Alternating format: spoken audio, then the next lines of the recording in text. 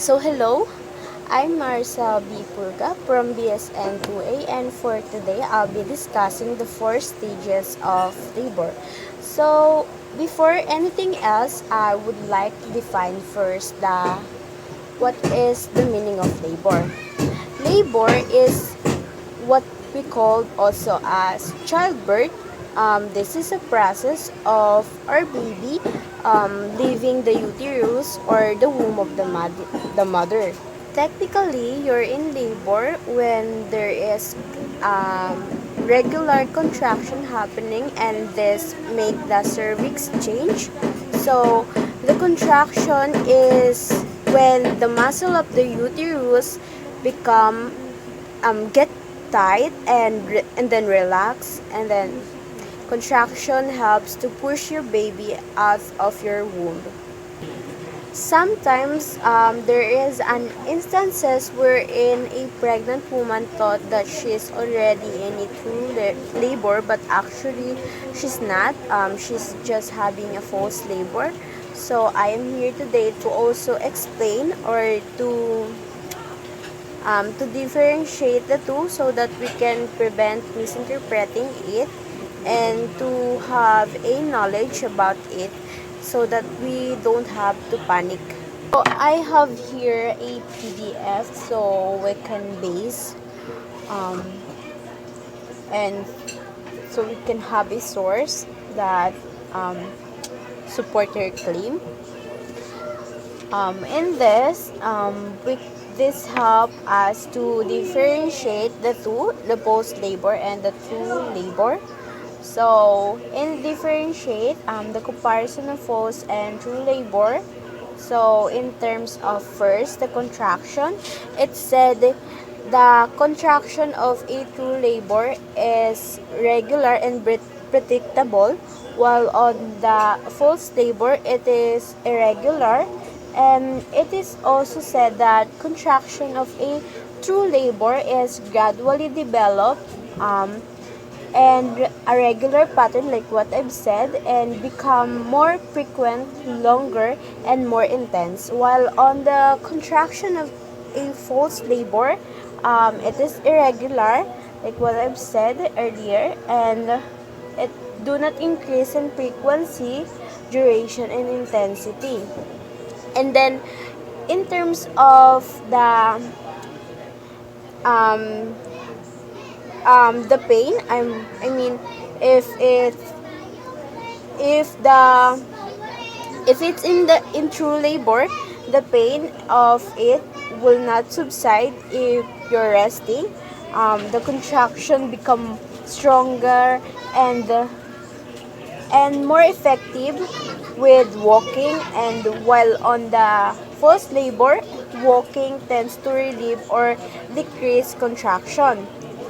Also, in pain, when you're having if it's really a true labor, the pain will first felt on the lower back here, lower back, and then sweeps here under our lower abdomen if it's true labor, while if it's not if it's false labor, it felt the abdomen, it felt in our abdomen and then also in our groin.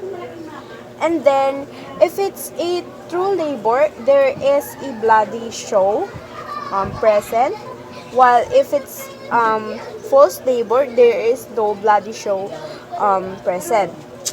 Also, there is no effacement or dilation in false labor, while on the true labor, there is effacement and dilation of a cervix. Um, before finally starting, I want to share this. There is a difference between the duration of stages of labor between a nulliparous and a multiparous. What we said, by means of nulliparous, it is described as a woman who hasn't given birth. So, this means this is her first time to deliver a child. While on a multiparous, this is not her first time. I mean, she already deliver a child for two or more times. So there is a difference between their durations of stages of labor. So in first stage of labor, the duration of a nulliparous in the first stage in latent phase is actually 8 hours, while on the multiparous it is 5 hours duration. Then during the active phase, the duration will change. In nulliparous, it will be 5 hours and then 2 hours for multiparous. And total duration is 14 hours for nulliparous while 7 hours in multiparous. And then in second stage, the duration in nulliparous is 2 hours, while on the multiparous it is 1 hour duration. And then in third stage, the duration for nulliparous and multiparous is actually the same, 30 minutes. And when it's in fourth stage, it actually already it's already given birth. I mean, it was already the birth of placenta and up to postpartum, so there's no duration also of that. So I already differentiate the duration of stages of labor between the nulliparous and the multiparous. So now I will proceed on the four stages of labor, which is the first one. The first stage, it is divided into three phases, which is the latent phase, the active phase, and the transition phase. So in first stage, it has the latent phase, which is it has the dilation and the effacement. First stage of labor, we can observe here dilation and uterine contraction with cervical changes. This is also an initiation of the of a true labor. So first stage of labor, we can observe here dilation, uterine contraction with cervical changes. This is also an initiation of a true labor until the cervix is fully dilated or 8 to 10 centimeter dilated and 80 to 100% effaced. In first stage of labor, we tend to do a lot of vaginal exam. This is to monitor or to check the baby's presentation and also to check the cervical changes. So as a nurse, we have to do an aseptic technique. This is to avoid infection, and then also we have to try to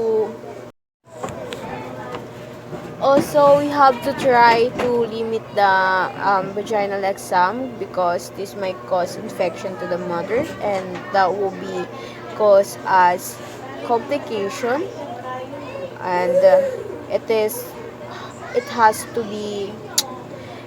be to do a prompt intervention to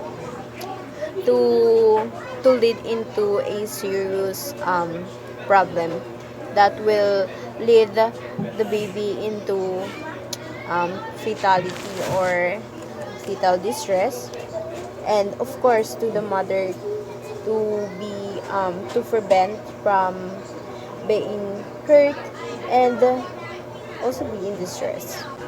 In the first stage of labor, it has three phases. The first one is the latent phase. It has a rapid cervical dilation from 0 to 3 centimeter dilated, and the behavior of our patient is cooperative, but also as a nurse we have to build a rapport to them for them to be comfortable and to be cooperative.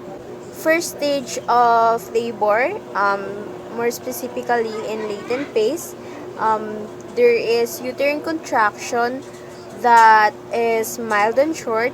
It happens every 5 to 10 minutes that lasted for 20 to 40 seconds.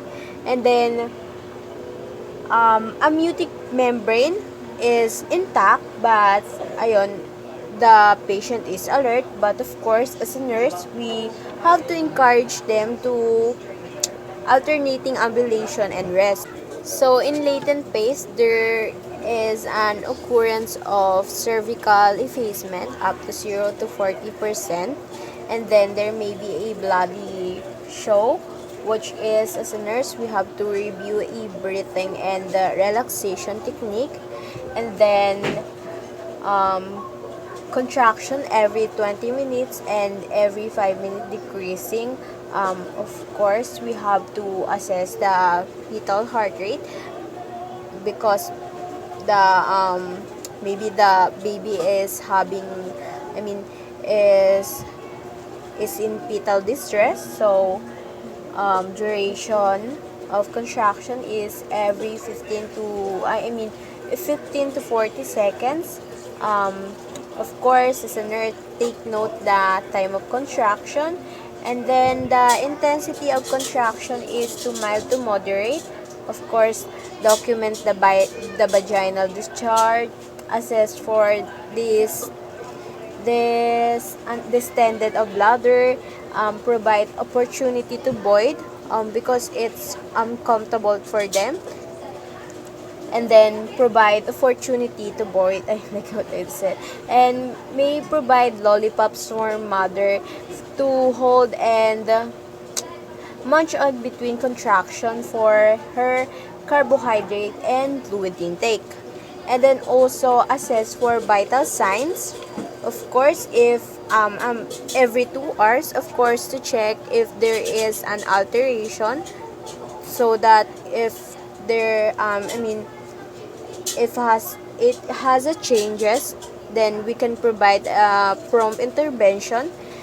In first stage active phase, there is a cervical dilation up to 3 to 7 4 to 7 centimeter dilated, and then the uterine contraction is moderate to more intense and every 3 to 5 minutes, and also lasted for about 30 to 40 seconds.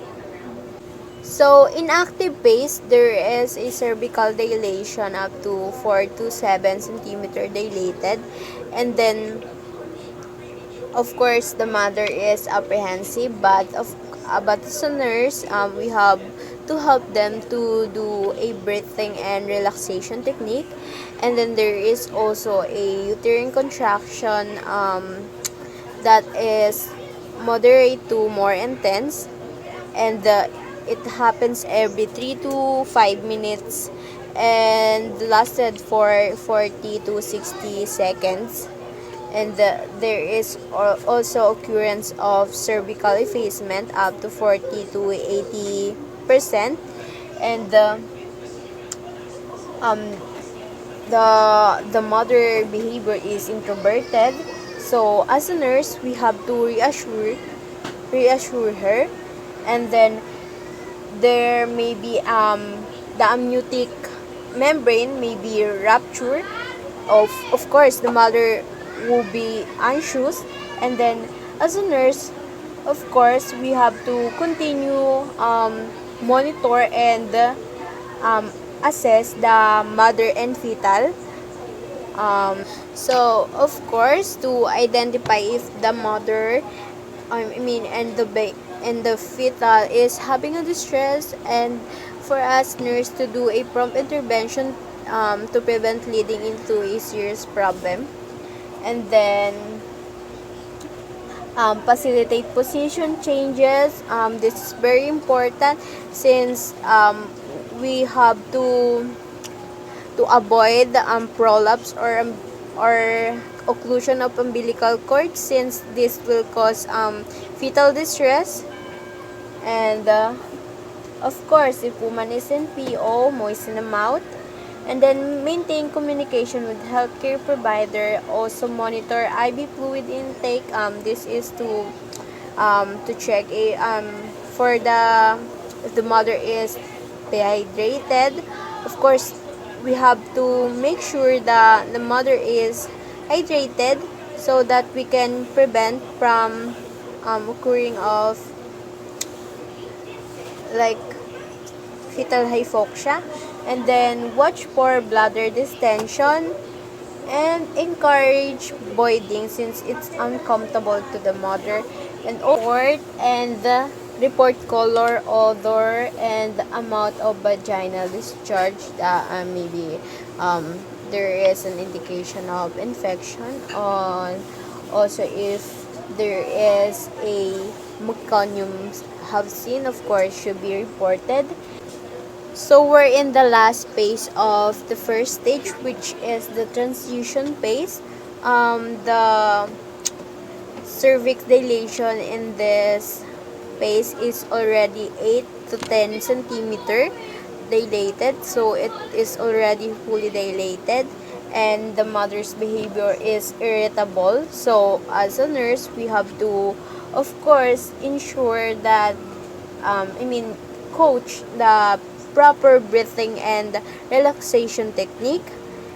And then also the uterine contraction is also intense. And so the uterine contraction is happen every 1 to 2 minutes and lasted for 40 to 60 seconds. It is intense, so no wonder the mother is already irritable.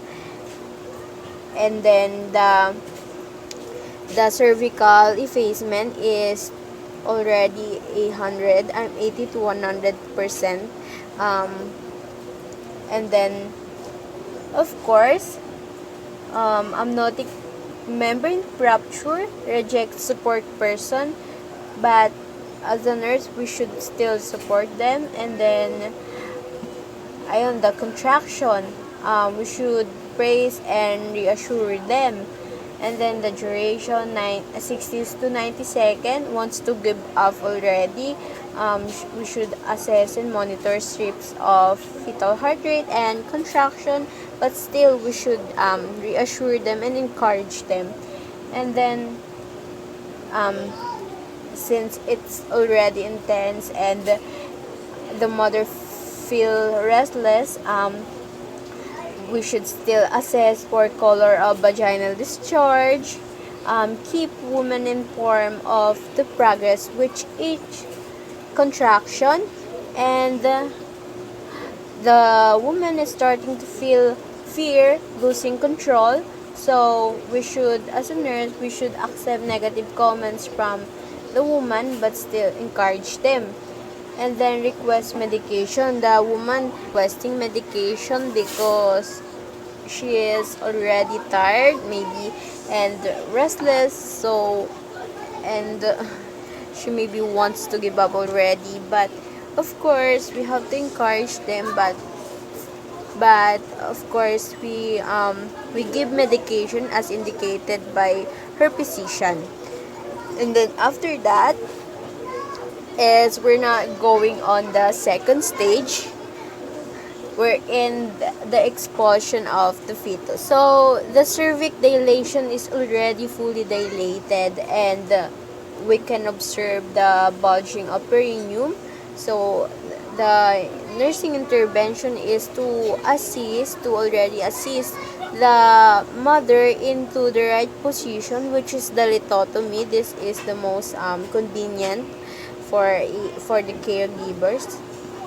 And then contraction is 1 to 2 minutes, and woman may pass stool na rin. And of course, assist open glottis pushing technique and coping strategies. The duration is to 60 to 80 seconds, and uncontrollably urge to push. Um, of course, support pa rin. And then, the intensity is fear. States the mother is already stating that the baby is coming. Of course, the nurse maintain communication with the healthcare provider so that we can, to ready. And then, episiostomy may be performed by the healthcare provider. Exhaustion after each contraction, the mother felt that, and then monitor contraction and FHR every 5 minutes pa rin, the nursing intervention, and the second stage, it ends with the birth of the baby, the infant, and unable to follow direction easily kasi nasa peak na talaga sila, ganun. Assess perineum and vaginal discharge, and the mother is now excited concerning imminent birth, and report bulging or crowning. The baby is coming out already. Of course, observe for bladder distension. Prepare supplies for delivery, preferred in-resuscitation equipment, and provide feedback to a woman and partner. So, may mapapakita akong picture. It is crowding already. The baby's head is already take care because healthcare provider already touching the baby's head. So you can see the head of the baby coming out already, and then the perineum of the mother is poaching already. Look, what is that? Is it fascinating? Here's the baby's head. It's coming out already. Here, oh my god.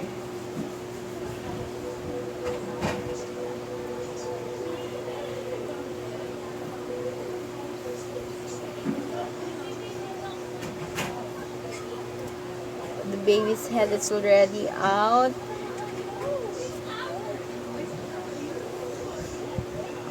You have to suction the nose and the mouth first, and then the nose of the baby. We have to suction it. There we go. And after delivering the baby, the third stage is the removing the placenta. Here's placenta. You have to remove it since this may cause the mother to, if hindi na remove siya, this will lead into excessive bleeding, and the mother might be in danger if that happen. So look, what's that? Isn't it amazing? Also, oh my gosh, wala na. But here, I guess it's here, up. The placenta, the delivery of the placenta. Look, that is the placenta. The Duncan delivery, the dirty, the mother side of the placenta, and the scots, which is the fetal side. It is shiny and smooth. The mother is the dull and rough, dirty. In short, I already showed the picture of the third stage, which is the expulsion of the placenta. The duration of this is 5 to 30 minutes. Elation, the mother is elated. And of course, as a nurse, we have to observe and document blood loss so that we can provide immediate intervention such as blood transfusion. And then contraction intermittent, and the mother will be relieved from, relief. She will be relieved. And of course, document delivery of placenta, don't forget that. And then the intensity is mild to moderate, since the mother has already give birth, and there's still 3 more. And as a nurse, we should examine placenta to determine if all of it was expelled. Retained placenta causes hemorrhage because it prevents uterus from contracting. Like what I've said, if the placenta, if there is remain a placenta, part of the placenta, then it will cause excessive bleeding, and that will be put the mother into danger. So umbilical cord is cut already. Increase physical energy, and monitor mother and vital signs pa rin every 15 minutes. And sign of placental separation include the following: lengthening of the cord. So curiosity about infant, the mother will ask for the infant like that. As it says, vaginal discharge, of course, and desire to nurse infant. And the mother already want to nurse the infant, like yung unang yakap, ganon. We should promote that, so that. And massage uterus until it's firm and midline at or below level of umbilicus. Ayan. So, uterine fundus rises and becomes firm. Pain is minimal as placenta is expelled, but as a nurse, we should administer oxytocin to mother, as of course as ordered. And fresh blood expelled from vagina, obtain cord blood if needed. And placenta is expelled by Scott's mechanism. Yun yung kaninang pinakita kong picture. If nakita, note parent-infant interaction, like yung unang yakap, kanon, like breastfeeding. It is very important. And uterus contracts to size of grapefruit, dry, newborn, and placed in radiant former. Episiostomy is sutured by healthcare provider. Attach heart and temperature monitor, assess, and provide immediate newborn care. Perform Apgar evaluation, apply proper identification to the mother and infant and partner. And then we're now on the 4th stage, recovery. In 4th stage, it's all about recovery. Uterus midline remains midline, firmly contracted at or below umbilicus level. Get acquainted period between mother and partner and infant, and also provide proper identification of mother and infant and newborn. And lochia rubra saturates perineal pad no more than 1 pad per hour. Mother breastfeeds infant, it is very important, and obtain cord blood if needed pa rin. Cramping may occur, so the nurse should assess the vital signs every 15 minutes. Women may have shaking chills that may be a thermoregulation response. Of course, the nurse should provide warmth, like giving sheet. Assess maternal voiding, since monitor heart rate and temperature of newborn. Still, provide warmth to the newborn. Assess newborn for anomalies. Assess fundus and massage to maintain firm contraction to fundus that is displaced to the side. Indicates a full bladder is pressing against it. Assess lochia, no more than 1 saturated pad per hour. Change mother's gown and underpads. Perineal care. Encourage breastfeeding and encourage bonding between parent and infant. That's all. Thank you.